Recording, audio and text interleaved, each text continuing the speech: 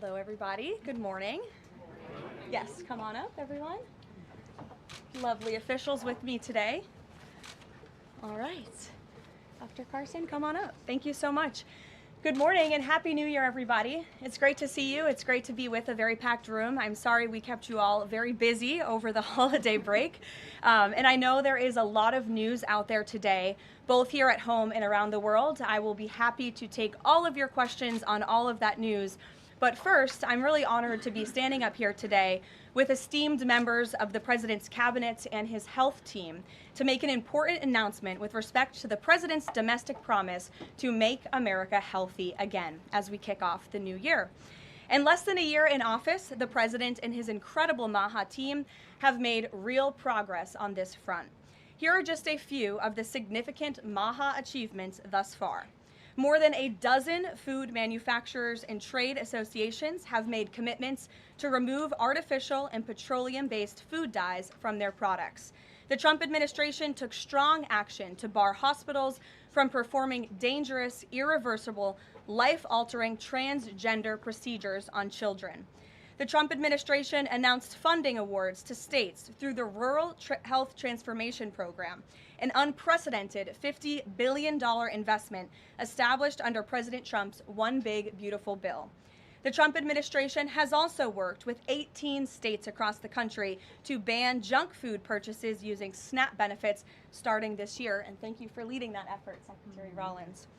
Additionally, President Trump took historic action to secure most favored nation drug pricing and secured deals with major pharmaceutical companies to massively lower the cost of prescription drugs. And those effects are being implemented as we speak. Americans are going to continue to see the result of these incredible deals the president cut. And I know President Trump and this team behind me worked incredibly hard to lower those drug costs for Americans. On Monday, the CDC adopted common sense updates to America's childhood vaccination schedule based solely on the gold standard of science.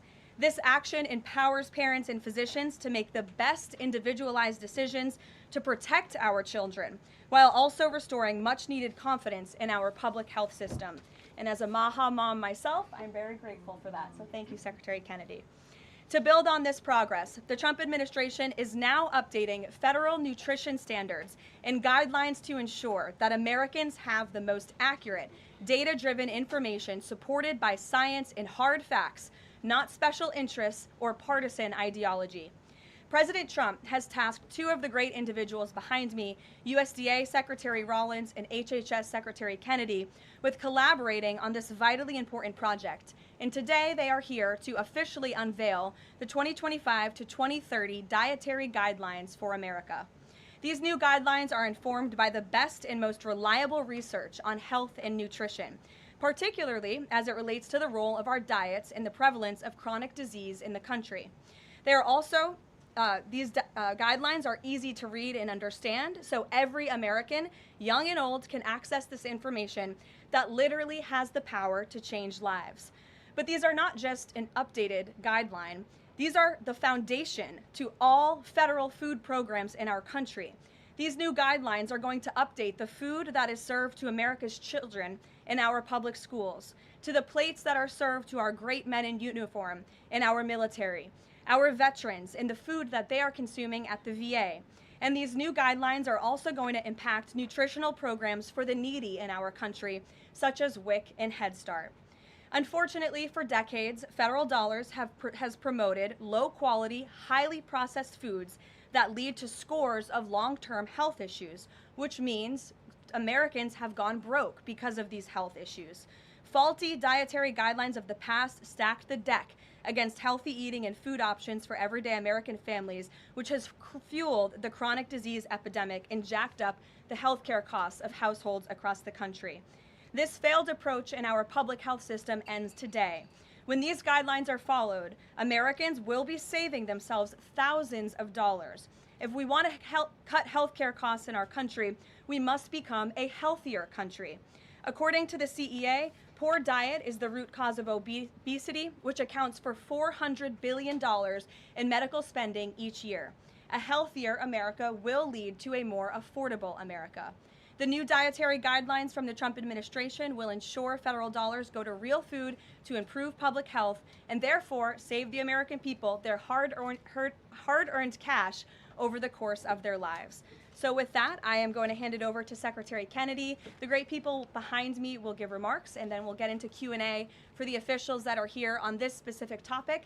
They will leave because they're all very busy people, and then I will open it up to Q&A with the rest of you on the rest of the news in the world. So thank you, and we'll start with Secretary Kennedy. Thank you, Karoline. Thank you.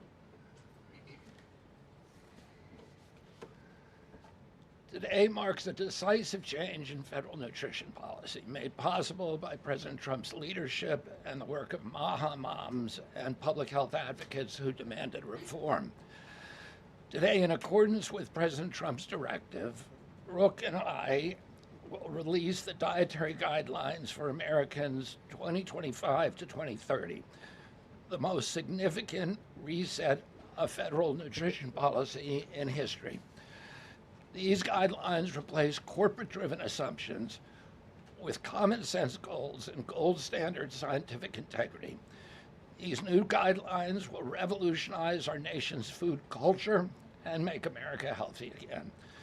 For decades, Americans have grown sicker while healthcare costs have soared.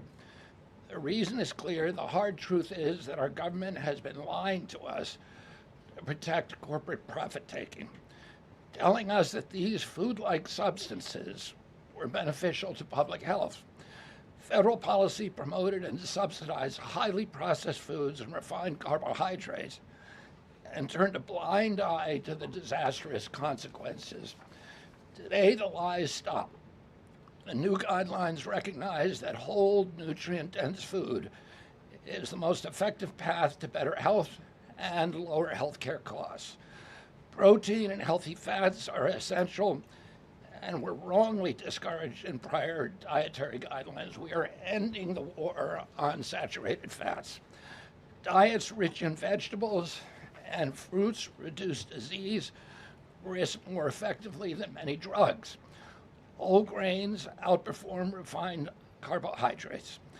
Added sugars, especially sugar-sweetened beverages, drive metabolic disease, and today our government declares war on added sugar. Highly processed foods loaded with additives, added sugar, and excess salt damage health and should be avoided. As Secretary of Health and Human Services, my message is clear: eat real food.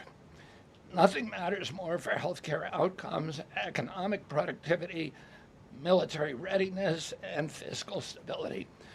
The dietary guidelines shape dozens of federal feeding programs, including Head Start. These standards affect 45 million school lunches every day, meals for 1.3 million active duty service members, and food served to 9 million veterans in VA hospitals. Today begins the work of aligning those programs with affordable, whole, nutrient-dense food. Implementation requires coordination across the government. I'm working with many of my fellow cabinet secretaries to deliver results. I want to thank Bobby Mukamala, thank you very much, who is the president of the American Medical Association, for committing to mobilize the medical community on nutrition. And I thank also the American Academy of Pediatrics for partnering on this effort. I also look forward to working with Dr. Jay Bhattacharya and Dr. Marty McCary to fund and prioritize rigorous nutrition research at the NIH and at the FDA. The stakes are measurable and severe. A Johns Hopkins analysis estimates that 48% of every federal taxpayer dollar now goes to healthcare. The CDC reports that 90% of healthcare spending treats chronic disease. That means that 40%, 40 cents of every dollar that taxpayers pay in this country is going to treat diseases that could be averted through good food. The United States has the highest obesity and type 2 diabetes rate in the developed world. We spend 3 times more per capita than the European Union on healthcare, yet our life expectancy is 5 years lower, largely due to diet-related chronic disease. Our childhood obesity rate is 5 times higher than countries like France. 1/3 of U.S. teens have prediabetes, over 35% are overweight or obese, and 20% of young adults have non-alcoholic fatty liver disease. 77% of military-aged Americans are ineligible for military service because of diet-related conditions. If a foreign adversary sought to destroy the health of our children, to cripple our economy, to weaken our national security, there would be no better strategy than to addict us to ultra-processed foods. It's shocking that our own government helped to drive these cataclysmic changes in our diet.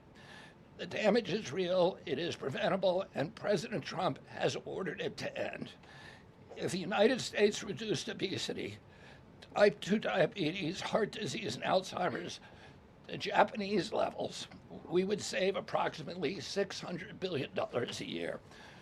About 50% of Medicare's projected long-term deficit, or $5,000 per family annually. Current policy worsens the problem. 42 million Americans rely on SNAP, where common purchases include sugary drinks, candy, and chips. 78% of SNAP recipients are enrolled in Medicaid, and 90% of Medicaid spending goes to chronic disease. These incentives raise healthcare costs and undermine health. This must change. The new framework centers on protein and healthy fats, vegetables, fruits, and whole grains. And you can see the food pyramid here.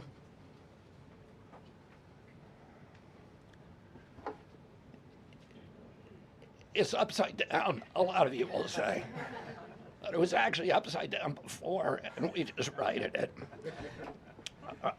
For the first time, the dietary guidelines directly address ultra-processed foods and set firm sugar limits in federal procurement, driving a significant reduction in added sugar in school meals. I want to thank President Trump for his leadership and the partners committed to ensuring that federal food dollars support real food and better health. Thank you. And I want to introduce my partner and friend, Brooke Rollins, who is an extraordinary collaborator on this. Thank you. Well, good morning, everyone. Happy New Year. What a honor to be here. I think this is Karoline's first press conference back, and what a great way to start the new year, 2026. I want to thank Secretary Kennedy. Your commitment to the well-being of Americans is such a blessing to this nation. We have been working on these new dietary guidelines really since almost day one. Bobby and I were voted on the same day and sworn in on the same day. So I think the partnership from minute one has been real and extraordinary. As Secretary Kennedy mentioned, America is in the middle of the worst chronic health crisis in our nation's history. Over 40% of the roughly 73 million children in the United States have at least one chronic health condition, and nearly 90% of healthcare spending goes toward treating people with chronic disease. Secretary Kennedy mentioned that, but it is really important to keep underscoring that fact. This crisis is unacceptable. It prevents Americans from living healthy and happy lives. And for decades under both Republicans and Democrats, federal incentives have promoted low quality, highly processed foods and pharmaceutical interventions instead of prevention. As a result, nutrient-dense whole foods grown by America's farmers and ranchers have been increasingly displaced.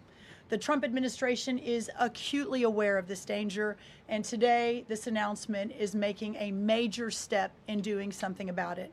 Thankfully, the solution is simple and should be non-controversial. Eat real food. This is the main message of the new Dietary Guidelines for Americans 2025 to 2030, which encourage households and schools to prioritize whole, nutrient-dense foods.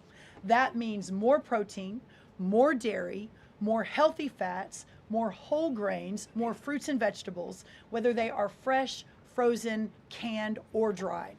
We are finally putting real food back at the center of the American diet. real food that nourishes the body, restores health, fuels energy, and builds strength. This pivot also leans into the abundant, affordable, and healthy food supply already available from America's incredible farmers and ranchers.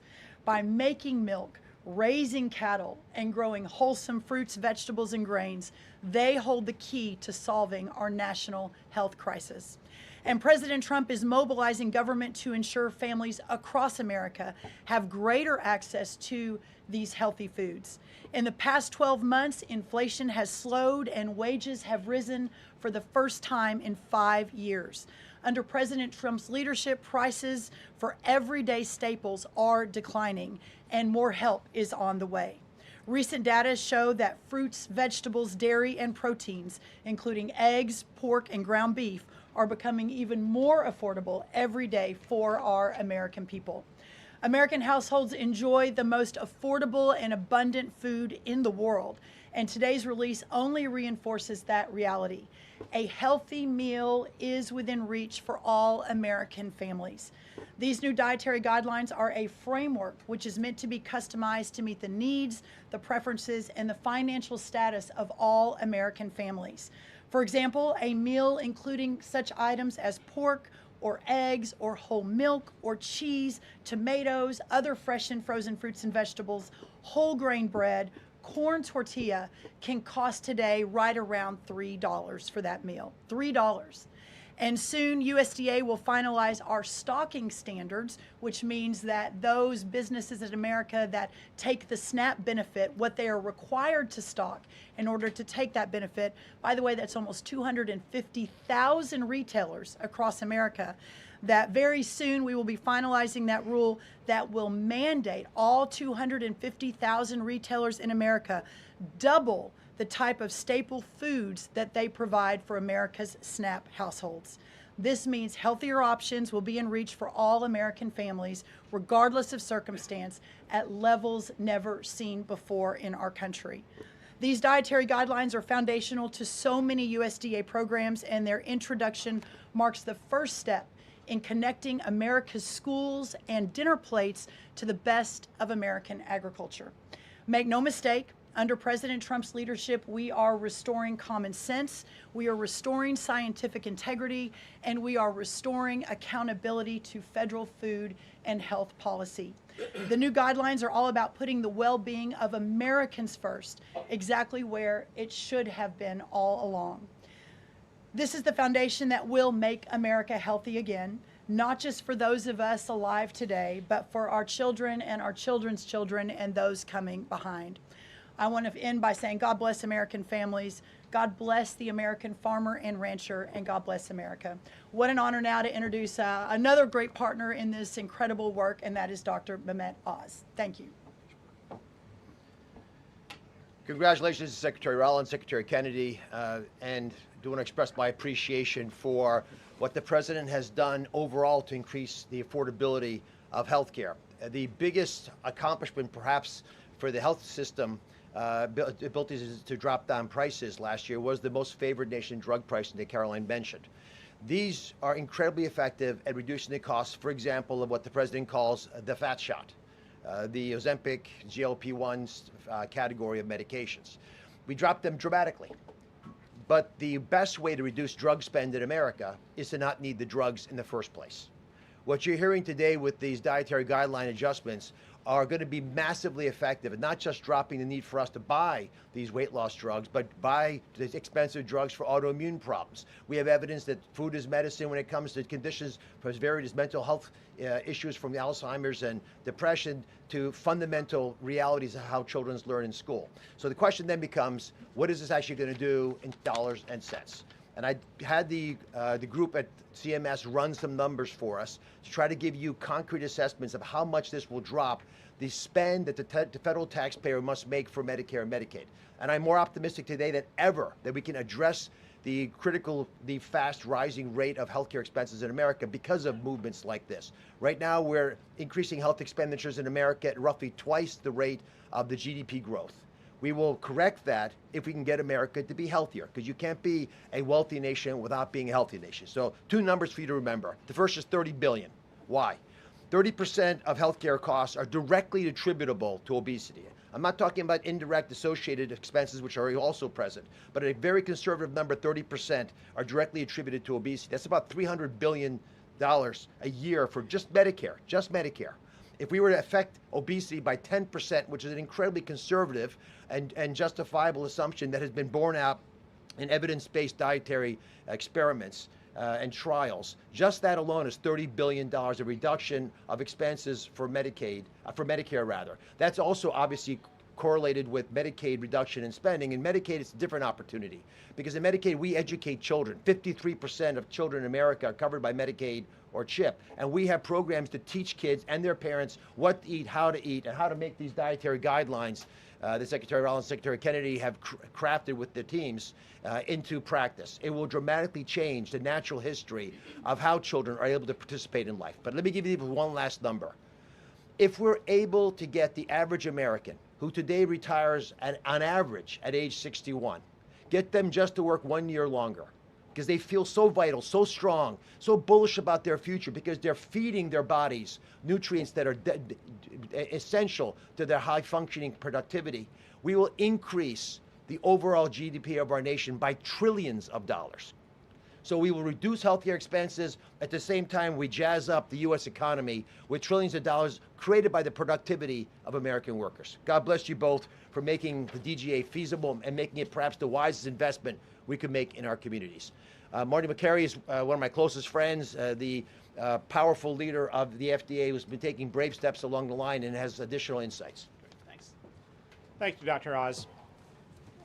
Today marks the beginning of the end of an era of medical dogma on nutrition. For decades, we've been fed a corrupt food pyramid that has had a myopic focus on demonizing natural, healthy, saturated fats, telling you not to eat eggs and steak, and ignoring a giant blind spot. Refined carbohydrates, added sugars, ultra-processed food. This study in JAMA now shows that 60% to 70% of kids are getting their calories from ultra-processed foods. That's an epidemic. We now have a generation of kids addicted to refined carbohydrates, low in protein. They are literally nitrogen negative because we've used old flawed studies that used urine nitrogen to estimate body protein metabolism, and they missed the mark. The old guidelines had such a low protein recommendation that we are increasing that by 50 to 100%. Kids need protein. The old protein guidelines were to prevent starvation and withering away. These new protein guidelines are designed for American kids to thrive, and they're based on science, not on dogma. We have 40% of our kids now with a chronic disease. It is not their fault. This is something that is the result of bad advice from the government and a medical establishment that for decades peddled research from a flawed 1960s model. Today, we are setting the record straight. This is not a willpower problem of our nation's kids. This is something adults have done to kids, and we're going to fix it. And so, as Dr. Oz said, the best way to lower drug prices is for people to stop taking drugs they don't need. We are going to finally address the root causes of our broken healthcare system: insulin resistance and general body inflammation, advanced by the protein-poor, micronutrient-poor, ultra-processed, refined carbohydrate diet that kids are addicted to today. And so, on behalf of the Food and Drug Administration, we are proud to be a part of this. We are grateful to be contributing to this work. Thank you, Secretary Rollins. Thank you, Kyle Diamantis, the best deputy commissioner for food at the FDA the agency has ever had. This is a historic day in America. Thank you, Karoline. Thank you so much. Thank you. I hope everyone's inspired to go eat a salad for lunch after this briefing. If anybody has questions on this topic, we will take a few and then we'll get into the topic. We'll start with our new media seat. If you have a question on this topic today, Jamie Franklin, she comes from the Conservator. Why don't you kick us off? Yeah, first of all, Caroline, congratulations on your pregnancy. We're so excited for you. Matt moms across the country, including myself, are just so excited by what this administration is doing to make our kids healthy again. But we do have concerns when it comes to these blue states pushing back on a lot of progress that we're making as an administration. And particularly, we're really excited that you guys revised and streamlined this vaccine schedule. However, what we have seen is that these blue states, whether it be no tax on tips, no tax on overtime, or pushing back on immigration, they continue to stop your guys' progress. So what has been the response from these blue states? Because as MAHA moms enrolling our kids in school, this is a big issue, and we celebrate what you guys are doing, but we want to have it even in the blue states as well. I mean, my hope is that we only released these earlier, 2 days earlier. I'm sorry. Duck is also high in protein. It's an interesting. Duck is a good thing to eat, everybody. We only released the new vaccine schedule 2 days ago. The vaccine schedule, there's nothing compulsory in it. Everybody, I've always promised, I'm not going to take people's vaccines away from them. People who want to get vaccines, everybody who wants them can get all of the vaccines that were on the old schedule.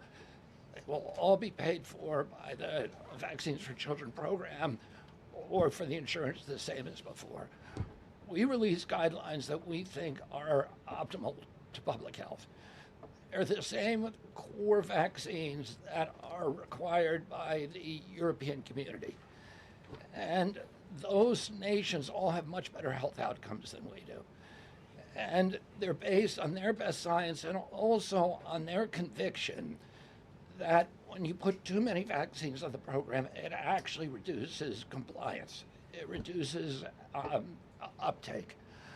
And so we want to maximize the uptake of vaccines by making sure that Americans know that we are making recommendations that are science-based, that are common sense, that are grounded in science.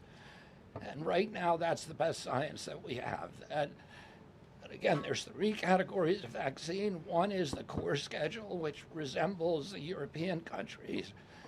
The second is for people who have vulnerabilities, for high risk, and that doesn't change at all. And then the third is shared decision making, which any vaccine that was on the old schedule, you can continue to get.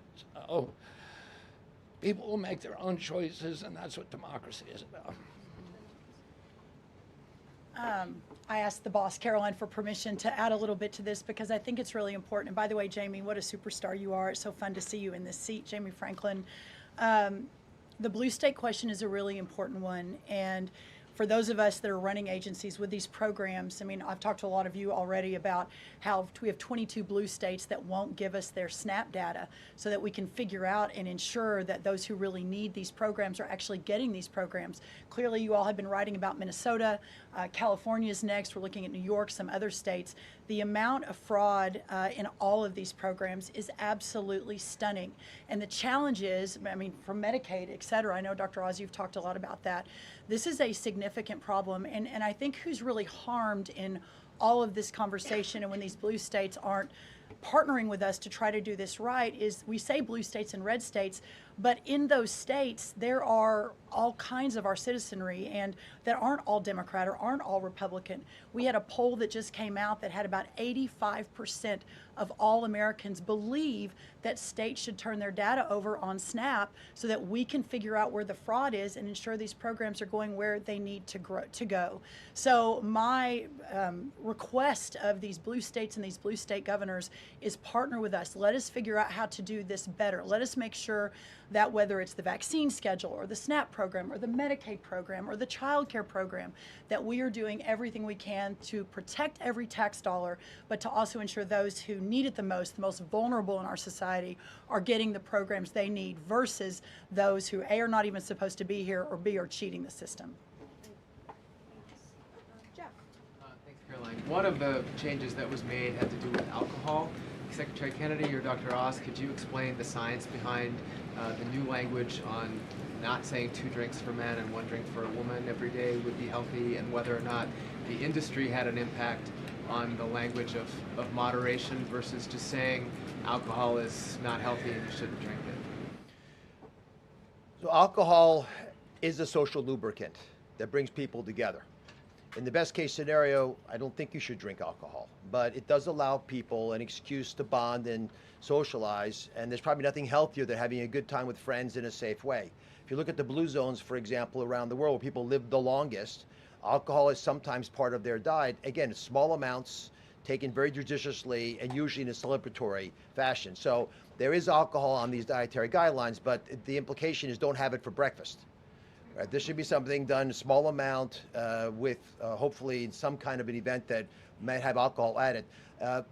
But the general move away from 2 glasses of men, 1 glass of women, there was never really good data to support that quantity of alcohol consumption. That data was probably primarily confused with broader data about social connectiveness. Take a couple more. John? Thanks a lot, Karoline. Secretary Rollins, I'm curious about with these guidelines. They're not mandates, they're guidelines. What are the practical effects of these guidelines on public schools all across the country? Well, today begins thank you, John. It's good to see you. Today begins the first day now in a recalibration of the rules, whether it's school lunches, whether it's the SNAP program, whether it's as veterans were mentioned, our prison system, that now we begin the process of implementing and redrafting the rules to reflect what this new dietary guidelines for Americans actually is doing to our food system. So there is a lot of work to do. Nothing changes overnight, but as I think we've proven, this administration moves very, very quickly on all fronts, 7 days a week, 365 days a year, and so you'll begin to see some real changes coming very soon. As everyone is aware, for many of our most vulnerable in the margins in our communities, the school lunch is often the best place for our children to get the healthiest meal. Hopefully with stocking standards and reworking SNAP and the SNAP waivers we've done, that begins to change too. But right now, that is going to be the single most important, from my perspective, move forward, is the school lunches and making sure that we're getting the right amount, the best amount, and most nutrient-dense foods into the schools. Thank you. You also mentioned, Secretary Rollins, cost when you had your remarks a little bit earlier. Is eating healthier more cost effective? Is it cheaper than just having a diet of processed foods? I had a whole chart to show you, but left it in the back, unfortunately, that yes, indeed, that eating healthy, for the most part, we've got 100 simulations, is actually less expensive. The challenge is the access to those healthy foods, especially in parts of America where they have food deserts. They don't have a H-E-B or a Kroger or a Central Market. These are all Texan grocery stores, but whatever similar across the country. But that is why these stocking standards in SNAP are so important. So if you have a economically challenged family, and the only place they're getting their food is the 7-Eleven. We have a longer-term important policy priority, and that is getting grocery stores into these lower margin communities.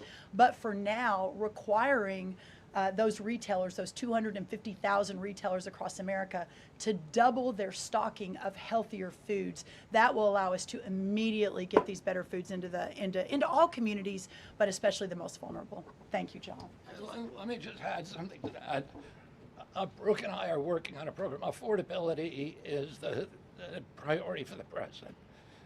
And we know we have to make it easy and accessible for healthy foods for every American. And we believe we can do that. We think affordable food is within reach of every American family. We are working on a education and information program that will allow American families all over the country to come onto our website and find the healthiest foods at the lowest cost for themselves. I'd also just add this.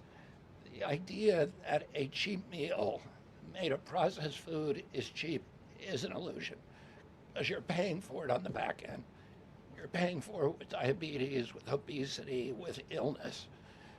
And if you internalize that cost of the meal, it would be a tiny fraction of the long-term cost of eating bad food. So we'll take one more in the white blazer. Thank you. Caroline. Secretary Kennedy, you mentioned healthy fats, but also ending the war on saturated fats. Can you clarify how much saturated fats Americans should be consuming? I'm going to let Marty take that since he wrote a book about it. Look, the old dogma in the 1960s when Eisenhower had his heart attack and Ansel Keys said it was the saturated fat. That's never been substantiated. And so that flawed research has become dogma over the years, and eventually the conversation was sidelined. In this new guidance, we are telling young people, kids, schools, you don't need to tiptoe around fat and dairy. You don't need to push low-fat milk to kids. And we are maintaining the 10% of calories as saturated fat in the guidance. The real issue is protein. The fact that 60 to 70% of the calories of kids today in America is ultra-processed food. These are the issues that have become giant blind spots where we're now putting attention. And we hope that there are conversations in every school board in America, in every church and synagogue and house of worship, every home in America will now have conversations. We've got to talk about school lunch programs, not just putting 6-year-olds on Ozempic. Food can be curative. We've got to talk about the microbiome and fiber and healthy whole grains and the good soil that food comes from and the healthy, clean waters and good farming techniques. So that's the focus of this guidance. Thank you. Great. Some of you may be wondering why Dr. Carson is here. He is our National Nutrition Advisor working alongside Secretary Kennedy, and he's played a big role in this effort. So I want to thank you so much, Dr. Carson, for being here today. And thank all of you for being here today. I know you're all very busy people, and these people have a lot of questions on things other than diet, I'm sure. So I'm going to get to work, and thank you guys so much for coming. Thanks, everybody. Thank you. Thank you. Okay, thanks. All righty. Great. Does anyone have any questions? Rachel, why don't you start? Thank you, Caroline. The president has been adamant that he is now in charge of Venezuela, but Delcy Rodriguez said the government of Venezuela runs her country, no one else, saying, quote, there's no external agent governing Venezuela. So which one is it?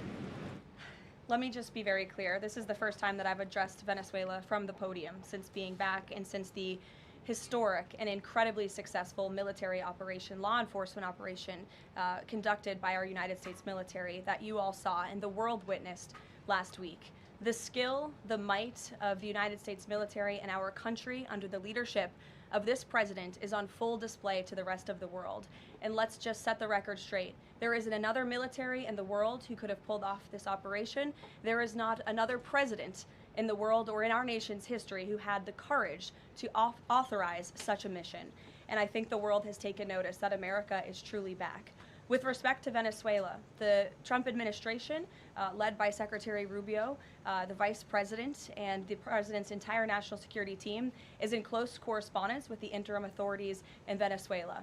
We obviously have maximum leverage over the interim authorities in Venezuela right now, and the president has made it very clear that this is a country within the United States, the Western Hemisphere, close by the United States, that is no longer going to be sending illegal drugs to the United States of America. It's no longer going to be sending and trafficking illegal people and criminal cartels to kill American citizens as they have in the past. And the president is fully deploying his peace through strength foreign policy agenda. So we're continuing to be in close coordination with the interim authorities, and their decisions are going to continue to be dictated by the United States of America. Just one follow-up, when you talk about that leverage there, has the Venezuelan government fully committed to turning over its oil to the United States indefinitely, and what happens if they do not? Well, as you saw, the president announced last night, this was a deal. This was a deal made by the president and his team with the Venezuelan interim authorities. This will benefit both the American people and the Venezuelan people. And Secretary Wright and the Department of Energy are working with the interim authorities and also with the private oil industry to execute on this historic energy deal. That's not only good for the United States, but it's also going to revive the prosperity, the safety, the security of both the United States and Venezuela as well. Ed. Following up on the oil part of this, the 30 to 50 million barrels of oil, how exactly is that going to work? You're getting it out of Venezuela into the United States?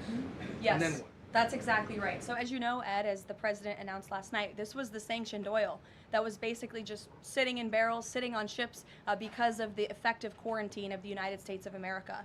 And the interim authorities have agreed to release that oil to the United States, so it will be arriving here at home very soon. The United States government has already begun marketing Venezuelan crude oil in the global marketplace for the benefit of the United States, engage the world's leading commodity marketers, key banks to execute and provide financial support for these crude oil and crude product sales. All proceeds from the sale of Venezuelan crude oil and products will first settle in U.S.-controlled accounts at globally recognized banks to guarantee the legitimacy and integrity of the ultimate distribution of proceeds, and those funds will be dispersed for the benefit of the American people and the Venezuelan people at the discretion of the United States government. It sounds like it requires a lot of private sector engagement and agreement And from the there's oil industry and the banking industry. That's Do you right. have that yet? There's a lot of private sector engagement that's happening right now. As you know, Secretary Wright, our energy secretary who's heading up this big project, is in Florida today meeting with some of these oil executives. And as we confirmed earlier, they will also be at the White House later this week. So they are absolutely eager to invest. They're eager about these opportunities. And Secretary Wright is a very well knowledgeable guy when it comes to oil and energy, and he's the perfect man for the job. Another corner of the world, Sure. real quick on Go ahead. Iran. Go ahead.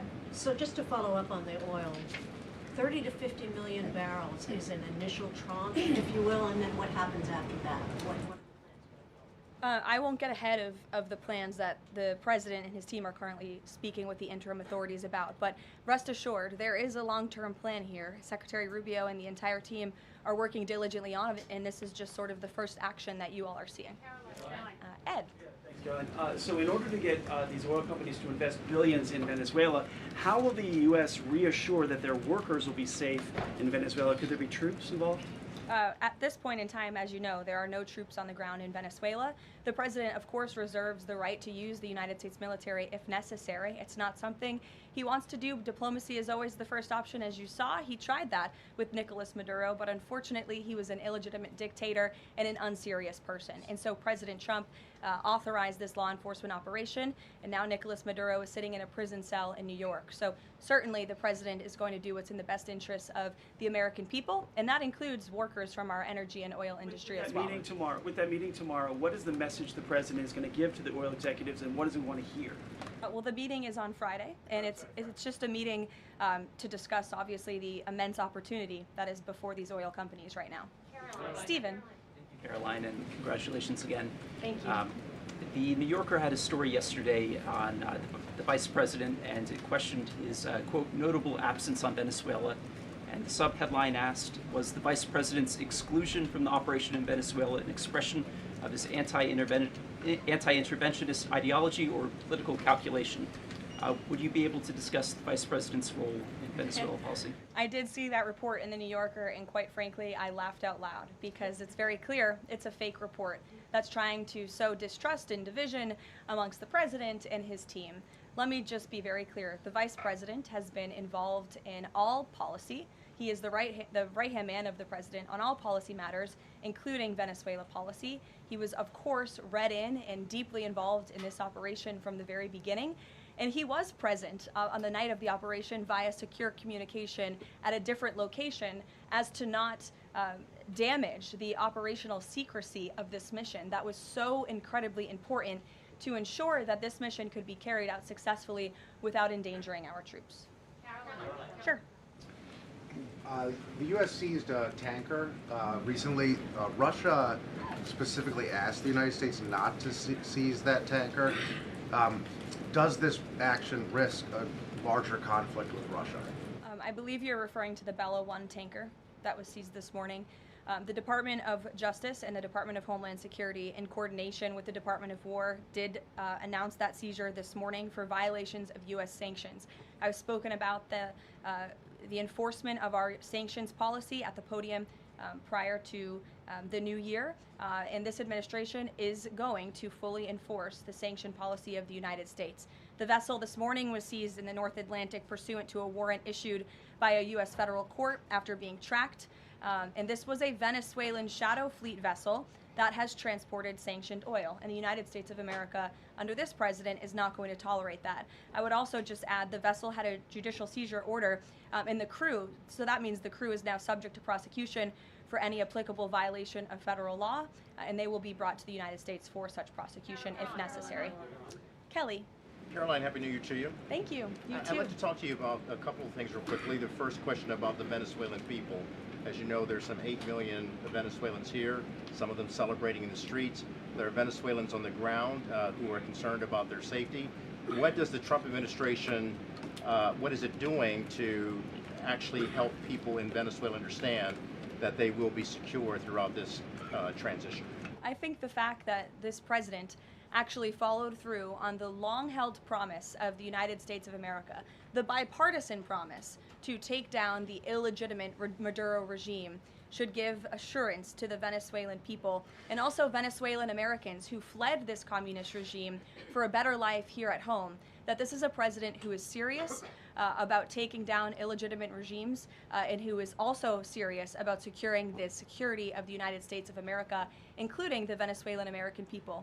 And I would just add that this is something that not just Republicans and President Trump have talked about for a very long time, but it is also something that Democrats have advocated for. In 2020, Chuck Schumer said that that at the time, President Trump had not brought an end to the Maduro regime. The Maduro regime is more powerful today and more entrenched today than it was when the president began. Now you hear Chuck Schumer out there saying this is reckless. The American people and the Venezuelan people should be in fear. But this is something that Chuck Schumer has long advocated for. Senator Chris Van Hollen, same thing, had said that the United States is going to use its leverage and influence to push for negotiations to transition to the truly elected leader. This was under President Biden. We know Maduro and his cronies don't want to go quietly into the night. The U.S. needs to work to ratchet up the pressure. Now, Senator Holland says it's an illegal act of war to get rid of Nicolas Maduro. So the hypocrisy is really astounding here, and thank you for giving me an opportunity to point it out, Kayla. Sorry, go ahead. Yes. So there are reports that the administration is demanding that Venezuela cut ties with China, Russia, Iran, and Cuba. Can you confirm? I'm sorry? Reports that the administration has essentially demanded that Venezuela cut ties with China, Russia, Iran, and Cuba. Can you confirm that? Well, those alleged demands were made in a classified briefing by Secretary Rubio, and I know that there's a lot of leaks coming out of these classified briefings, so I'm not going to confirm or deny or get into what the Secretary has said in classified settings to members of Congress.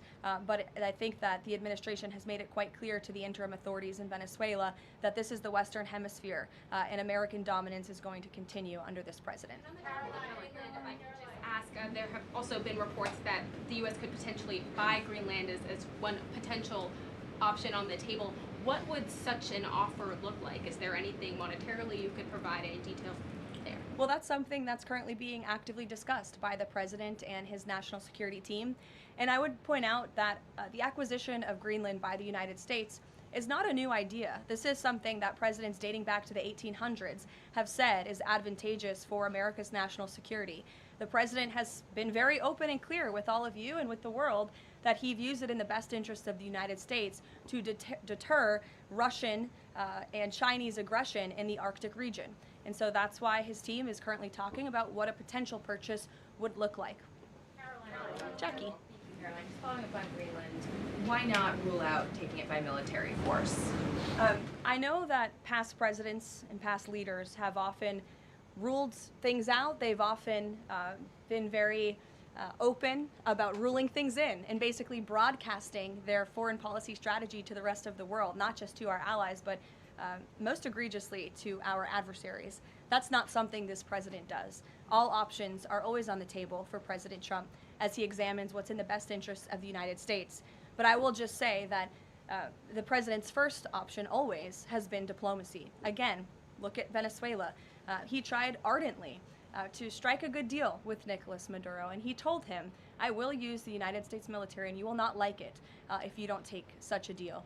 And look at what happened. With respect to Iran, the president said the same thing, right? He tried to have serious interest in a deal with the Iranian regime with respect to their nuclear capabilities.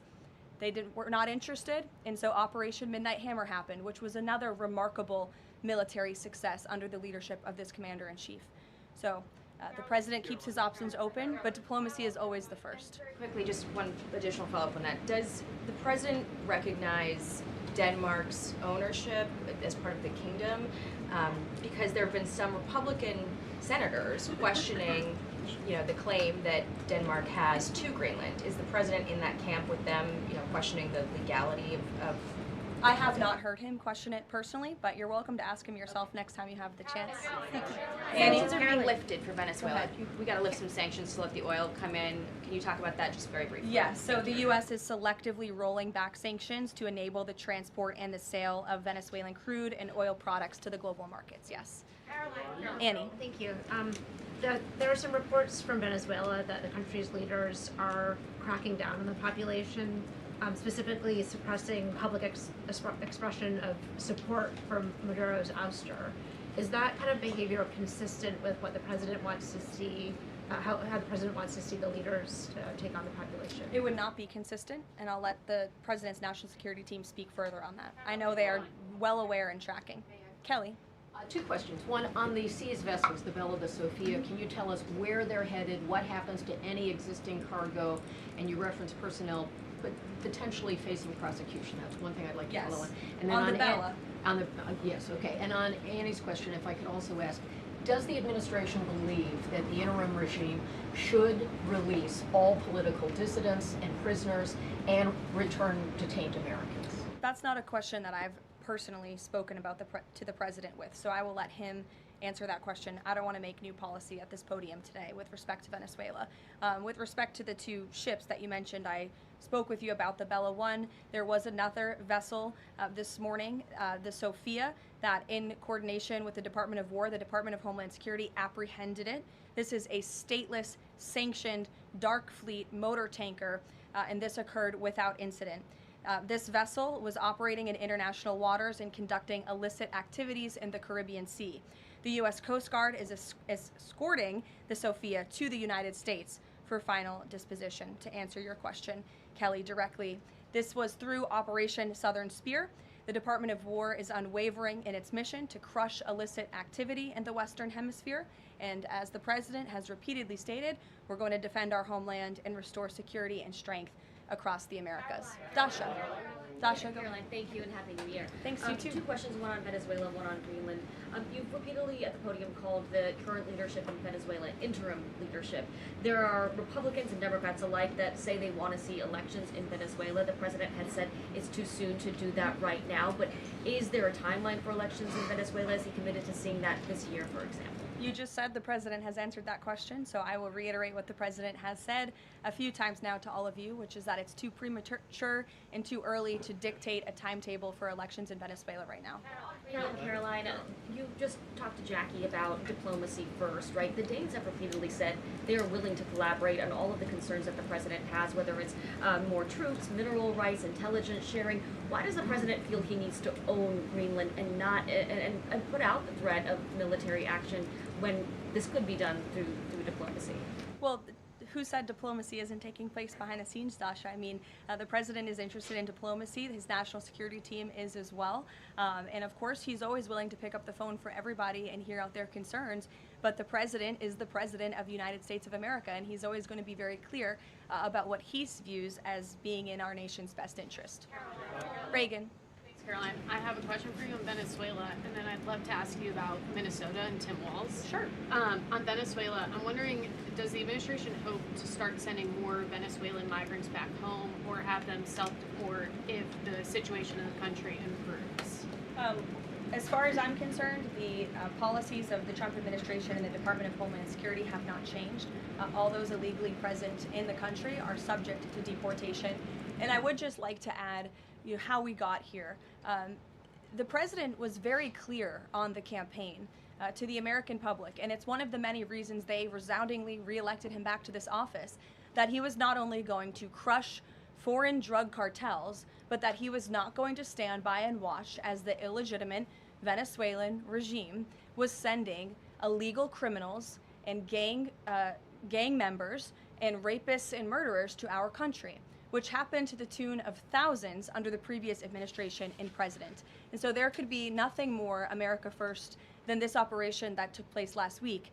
And I would just remind all of you in this room that there were innocent Americans like Jocelyn Nungare who lost their lives at the hands of dangerous Venezuelan criminals who were sent here by the Maduro regime. And that has been the president's North Star and guiding principle throughout his entire policy since January 20th. Tim Walz in Minnesota, Does the administration believe that Tim Walz potentially dropped out of the governor's race because he could be under criminal investigation? I don't know if there's a criminal investigation. If there was, I wouldn't be able to comment on it from up here, to be honest with you. But I think Tim Walz probably dropped out of the race because he realizes he no longer has the support of the people of his own state, which is a remarkable downfall considering he was the #2 on the Democrat Party's ticket just about a year ago. When it comes to Minnesota, the fraud that we have seen, the wide scale of fraud, is really remarkable. It's egregious. I would encourage every single journalist in this room to go to Minnesota and to cover it yourselves. As for the Trump administration, we have officials who have been on the ground almost every day. Secretary Noem was there yesterday. Secretary Bessent will be traveling there later this week to talk about the fraud and to do a roundtable on this very topic. And I would just like to leave you with an update. To date, the Department of Justice has charged 98 total defendants in several Medicaid fraud and related case programs. 64 were convicted, and 85 of the 98 charged were of Somali descent. The DOJ has also issued over 1,700 subpoenas, executed over 130 search warrants, and they have now added more attorneys to their office there to absorb the case flow. DHS is on the ground going door to door conducting large-scale criminal and HSI investigations. They have also sent approximately 2,000 agents to Minneapolis to assist with law enforcement and immigration enforcement. As I said, Secretary Noem was on the ground yesterday. The Department of Health and Human Services has also begun requiring a justification and photo evidence for all child care related payments nationwide, and they required Minnesota to conduct a full audit of all child care centers. They also froze $185 million in funding to Minnesota. And Dr. Oz, who was just here, also notified Governor Walz they're going to begin auditing Medicaid recipients and deferring payments on claims based on waste, fraud, and abuse. The Department of Labor is also conducting a targeted review of Minnesota's unemployment program. Department of Agriculture requiring Minnesota to conduct recertification for SNAP recipients, and HUD has launched investigations into the public housing. SBA has also suspended nearly 7,000 borrowers amid suspected fraudulent activity. So, with all of that, rest assured this is an all-hands-on-deck effort from the entire administration to get to the bottom of this and to ensure that the ripping off of taxpayers in the state of Minnesota, and it won't just be Minnesota, it'll be any state across this country where fraud has taken place, and we are protecting law-abiding, tax-paying American citizens. Phil. Thank you, Caroline. Just to follow up on Greenland, there are treaties already on the books that give the United States access to the island. They can construct and maintain military bases there. We can house personnel on the island. The U.S. has control of landings, takeoffs, anchorages, etc. So I'm curious if you could just spell out for the American public, what specifically would the U.S. gain by taking control of Greenland that the U.S. doesn't already have access to right now? More control over the Arctic region and ensuring that China and Russia and our adversaries cannot continue their aggression in this very important and strategic region. And there would be many other benefits as well that, again, the President and his national security team are currently talking about. Jeff, I'll give you another one. A broad sort of stand-back question on foreign policy. Are you concerned about increasing tensions with Russia because of the tanker seizures?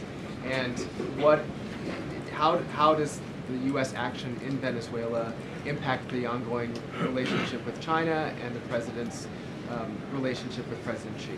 I think the President has very open, honest, and good relationships with both President Putin of Russia and also President Xi of China. He has spoken with them numerous times, as you know, since coming to office about a year ago, and I believe that those personal relationships are going to continue. But as for the President and the United States, he's going to enforce our policy that's best for the United States of America. And with respect to these ship seizures, that means enforcing the embargo against all dark fleet vessels that are illegally transporting oil, and only legitimate commerce, to answer your question much earlier, Rachel, determined by the United States is going to be permitted. And that's the policy of this administration, and he's not afraid to implement it. One more stand back. Just one more stand back. I just want to ask the last one. I remember asking the President at the very beginning of his term if he was committed to Article 5 and NATO, and he said yes. Has his stance on NATO or his commitment to NATO changed? Did you see his statement earlier today? He said, we will always be there for NATO, even if they are not there for us. And I think that answers your question directly. Yes. Just to follow up on what Jeff was saying there, will the president commit that if any NATO members are attacked, the United States will come to it? Again, the president addressed this directly himself this morning after seeing the coverage from all of you in this room on television, and he made it very clear, we're always going to be there for NATO, even if they have not done right by the United States of America. And they have finally increased their defense spending at the request of this president, but it was only because of this president that they did that. We'll take a couple more. Michael, go ahead. Thank you, Caroline. Happy New Year and congratulations. Thank Two you. questions, You if I may. too. One on healthcare, one on Mexico. On healthcare, the president says he wants Republicans to be flexible on the Hyde Amendment in order to pass healthcare legislation. What is the White House's message to pro-life voters who say federal funding for abortion goes against their values? Well, the president did not change the administration's policy. It was President Trump who signed an executive order protecting the Hyde Amendment. It's the Trump administration that has taken multiple actions on various fronts to ensure that taxpayer dollars are not funding the practice of abortion. What the president was saying yesterday was Republicans, and frankly Democrats too, need to show a little bit more flexibility so we can actually get something done with respect to the issue of health care. Republicans have amazing ideas. The president himself, as we spoke about earlier, has launched this Most Favored Nation drug pricing initiative, has cut good deals with Big Pharma. He wants to see Republicans and Democrats too, if they're willing, codify those executive orders into law so that these good deals can remain and these prices can continue to be lowered long after this president and this deal maker in chief is gone. Presidents talked a lot about health savings accounts and giving more money back to the healthcare consumer rather than to these giant insurance companies, and he's been very outspoken and tough on them too, and I think you'll see more and hear more from him directly on that issue. So he wants to see Congress get something done with respect to healthcare, and that was the point that he was driving home yesterday. Mexico, Caroline. Haley, President Trump says the drug cartels are running Mexico. What action does he need to see Mexico's president, Claudia Sheinbaum, take to prove that she's in control of that country, in control of those cartels? And does the White House believe she's able to do that without U.S. intervention? Look, I think the president was speaking very candidly and frankly about the reality on the ground in Mexico. Haley. Caroline, Happy New Year. I wanted to Thanks, ask you you too. about the seized tanker, the Vela. There were reports before this that Russia had sent a submarine to escort it. Was there any engagement with that submarine? And then was the deconfliction line with Russia used ahead of boarding that? Again, this was a Venezuelan shadow fleet vessel that has transported sanctioned oil. The vessel was deemed stateless after flying a false flag, and it had a judicial seizure order, and that's why the crew will be subject to prosecution. Mary. On Colombia, the president talked over the weekend and suggested that he would be open to an operation there. Should the president of Colombia be expecting Delta Force anytime soon? And then I had another one for you on California. That would be a very unwise question for me to answer, to weigh into. What's your next question? On California, can you share any more about the fraud investigation? The president said that there was one. Who's being investigated and where is it starting? Again, this is going to be a all-hands-on-deck government-wide effort. The president has directed all agencies across the board to look at federal spending programs in not just Minnesota, but also in the state of California to identify fraud and to prosecute to the fullest extent of the law all those who have committed it. Take one more, sure. Thank you. Caroline, yesterday was the 5-year anniversary of January 6th. Democrats and mainstream media continue to push their big lie that it was an insurrection and that police officers died that day. The reality is that 4 Trump supporters died on January 6th and 2 women were killed by January 6th police.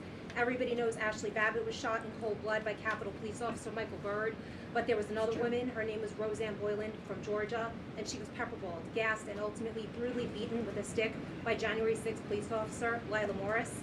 The Biden administration and mainstream media lied and told Americans Roseanne Boyland died of a drug overdose on Capitol steps. Her family is now asking for an investigation. Is the administration aware of the circumstances of her death, and will there be an investigation finally? Well, for investigation, I will have to defer you to either the FBI or the Department of Justice, and I'm sorry to have to do that. But with respect to all of the facts that you just laid out, the White House relished the opportunity yesterday to actually create a new website to share the facts with the American public, but also all those in this room. We knew the media would be covering January 6th quite a bit because they think it's something that the American people are still believing their lies on. They think it's something that still helps their case against this president. Obviously not, or else he wouldn't have been reelected in an overwhelming fashion in November of last year. And so I would encourage everyone to take a look at the website.